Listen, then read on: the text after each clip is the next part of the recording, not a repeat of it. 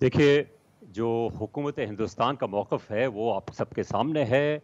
हुकूमत हिंदुस्तान ने जो कनाडा के सिफ़ारतकार हैं, उनको यहाँ से निकाल दिया है।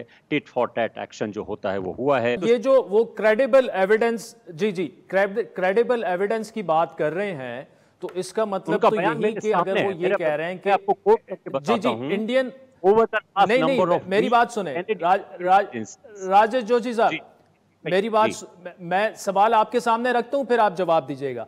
देखिए, जब वो ये कह रहे हैं कि इंडियन स्टेट के एजेंट्स जो हैं वो मुलव्विस हैं इस कत्ल में, उनके पास जितना एविडेंस आ सकता था और वो उसको फर्दर इन्वेस्टिगेट कर रहे हैं, तो अगर ऐसे है तो इल्जामात तो ये क्रॉस बॉर्डर टेररिज्म के ही है ना। अगर आप किसी और मुल्क में जाके आप पर ये इल्जाम लगता है कि वहां पर उनको कत्ल कर रहे हैं उनके शहरियों को। जी देखिए, ये जो इन्फ्रेंस ड्रॉ कर रहे हैं आप, इन्फ्रेंस अलग है।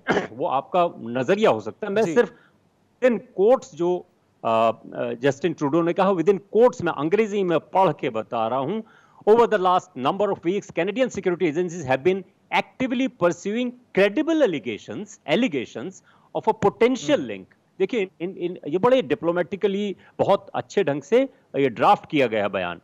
credible allegations of a potential link between agents of Indian government and उन्होंने ये नहीं कहा है कि ये एस्टैब्लिश हो गया। अभी जानकारी मैं ये नहीं कह रहा हूं कि वो नतीजे में क्या आएगा, नहीं इन्वेस्टिगेशन में एस्टैब्लिश क्या तो ऑफ कोर्स एस्टैब्लिश तो राजेश जोशी साहब एस्टैब्लिश तो आगे जाके होगा, लेकिन देखिए ना उनके बयान का जो डिप्लोमेटिकली स्पीकिंग इंटरनेशनली जितना बहुत स्ट्रांग बयान हाउस ऑफ कॉमन्स में एक कैनेडियन प्राइम मिनिस्टर का, फिर उसके बाद यूएस की स्टेटमेंट आ जाती है, यूके की आ जाती है, ऑस्ट्रेलिया की आ जाती है, तो एक एम्बैरेसमेंट कॉज हुई है इंडिया के लिए।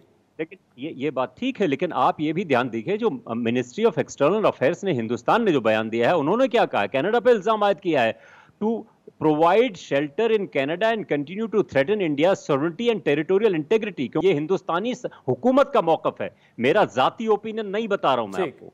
हिंदुस्तानी हुकूमत ये कहती है कि हिंदुस्तान को ये टुकड़े में खालिस्तान बनाना चाहती है। लेकिन जो कत्ल हुआ है, जो निज्जर का कत्ल हुआ है, क्या उसमें इंडियन एजेंसीज मुलव्विस थी या नहीं थी, सवाल ये है। बहरहाल, कहने का मेरा मतलब ये है कि दोनों के बीच में ये जो बातचीत चल रही है, बहुत ज्यादा इससे ऐसा आउट ऑफ द वे ये जाएगा नहीं, मुझे नहीं लगता है, क्योंकि दोनों मुल्कों के बीच में ट्रेड होता है। 4.1 बिलियन जो है वो इंडिया एक्सपोर्ट करता है, 4.6 बिलियन यूएस डॉलर के वर्थ जो है कनाडा इंडिया को एक्सपोर्ट करता है। बिजनेस अपनी जगह चलता रहेगा, लेकिन ये इंडिया की तरफ से, और देखिए आपको मालूम था कि यहां पर जब G20 में वहां के वजीर आजम आए, तनाव और ये तो दोनों के बीच में जाहिर था, 2 दिन उनको यहां एक्स्ट्रा रुकना पड़ा ट्रूडो साहब को, और आपस में एक दूसरे की बात हुई। राजेश साहब